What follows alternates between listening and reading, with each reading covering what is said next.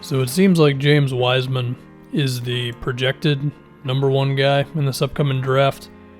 Of course, he had the whole thing in Memphis where he played for a little bit and then he wasn't allowed to play because I don't remember why. The gist with Wiseman is if he hits every check mark and he figures it out defensively, which means he doesn't bite on pump fakes and he doesn't foul as much and he gets better at defending pick and rolls in space, and he's just more disciplined and smarter about anticipating what ball handlers are going to do, and if he's able to be a little better at recognizing when to roll and when to not clog the paint, and if he can basically just become a smarter basketball player and pair that up with his athletic gifts, then the high end for him is like Magic Dwight Howard. Now, that's a very high ceiling, and it would be unfair to expect him to actually become that. So I guess the next thing would be somewhere between the realm of like Tyson Chandler with a little bit more going on offense, or DeAndre Jordan if you want to have a similar name, something in that world of player. Now, Wiseman does have some shooting potential.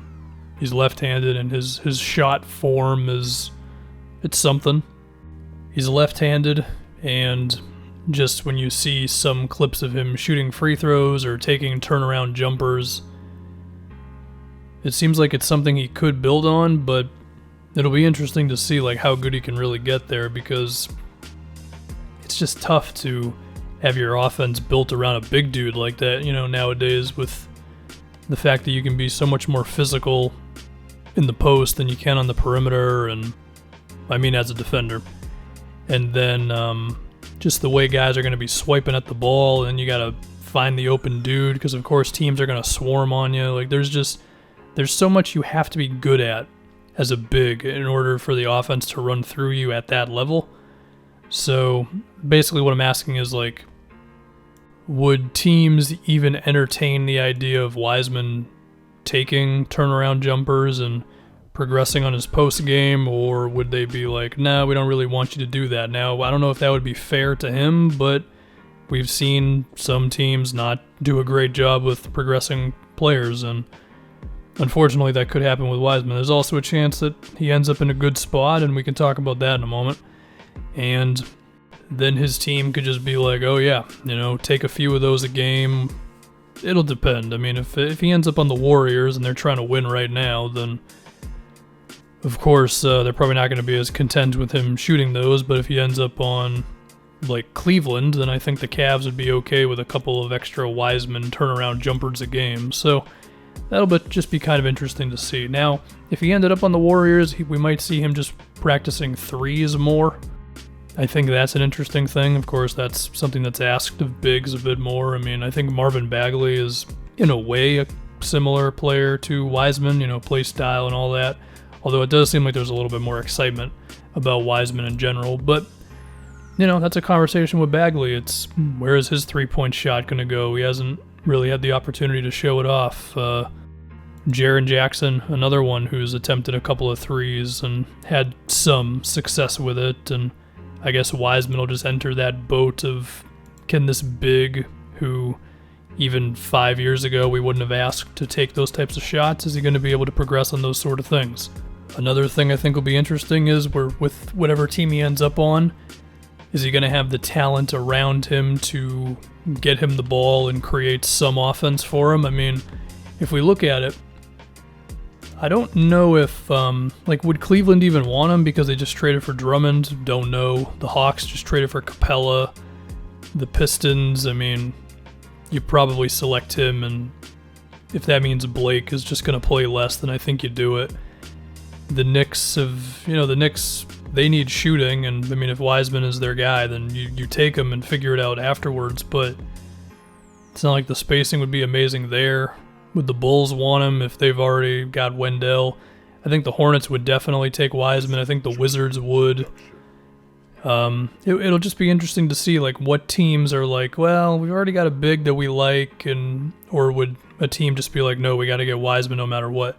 Now, I think the Warriors would select him because, I mean, they would love to have a dude who can catch lobs from Draymond and in a way effectively be potentially the next Draymond if they can really get Wiseman going defensively and stuff.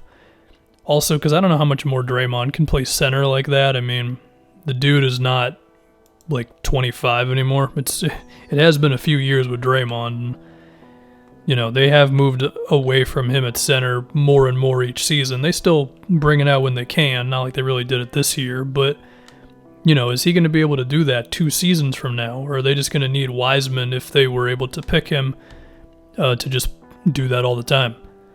I think that's something interesting. I don't think Phoenix would take him. They've already got Ayton. The Wolves, Wiseman and Towns, maybe not. I think Wiseman on San Antonio would definitely be fun. But another thing about this all is how our team's going to evaluate the other dudes up top. I mean, Anthony Edwards, LaMelo Ball. Because, you know, it comes back to the idea of, well, how much do you really need a big guy nowadays? Couldn't you just sign somebody for $5 million and he'll get the job done for you? And then you can draft someone who can be a creator and maybe make threes. I mean, with LaMelo and Edwards, it's up in the air. They've both had their ups and downs as shooters, so we just have to see how teams would feel about that. After those two, you're looking at Isaac Okoro, who is not a three-point shooter, which perhaps teams would not choose him over Wiseman for that reason. I'm trying to think of why you would not select a potentially great big in today's league, and I feel like it would have to be for just a shot-creating perimeter player, you know what I mean? After him, there's Tyrese Halliburton, who seems to have a pretty strong all-around game as a 6'5" two-guard, but there's some talk about his shot form maybe not being great. But even so, he did shoot 42% on 5 threes a game, so it's like, would some team just fall in love with the shooter more than Wiseman? I don't know. I mean, I got to go down to the 5th pick to get to Halliburton, and from there I'm looking at Cole Anthony and other dudes. I don't know. That would be an interesting thing, but again, there are some teams that are in the lottery that I could picture maybe being like, yeah, we've already got our bigs, we don't really need Wiseman. Or perhaps they would just like the perimeter dudes more. Don't know, man. Do not know. Hopefully the NBA draft actually happens and it doesn't occur in like November. I guess if that happened, that means next season would begin in like December or something. Don't know. That's all going to be weird. But Wiseman, he's got potential.